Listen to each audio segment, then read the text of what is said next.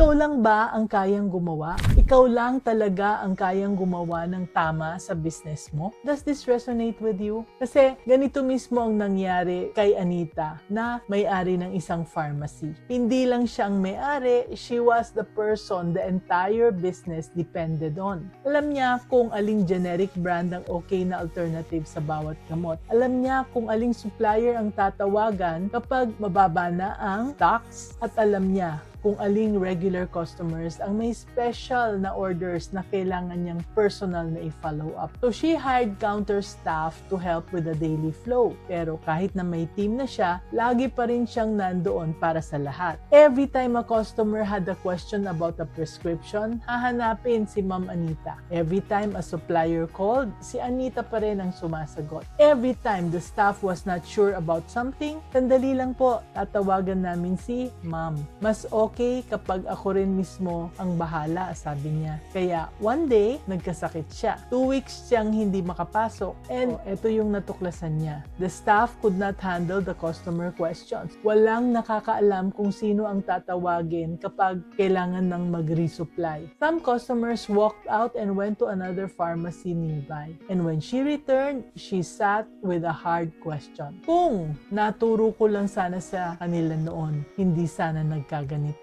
She was always there. So her team never had the reason to learn. Anak, ang lesson ay ito. Kapag palagi kang nandoon para sa lahat, hindi lumalaki ang business mo. Mas lumalaki lang ang pangangailangan ng lahat sa iyo. Your business should not cost you your health or your peace of mind. Always remember, let's be business-minded, Pinoy. May team ka na, pero ikaw pa rin ang kailangan sa lahat. Anak, hindi yan team. That's just a group of people waiting for your next instruction. Team na Marunong is a 90-day guided program designed for business owners like you who already have a team pero gusto ng may structure, accountability at consistency na hindi ka na laging kailangan pumasok sa picture.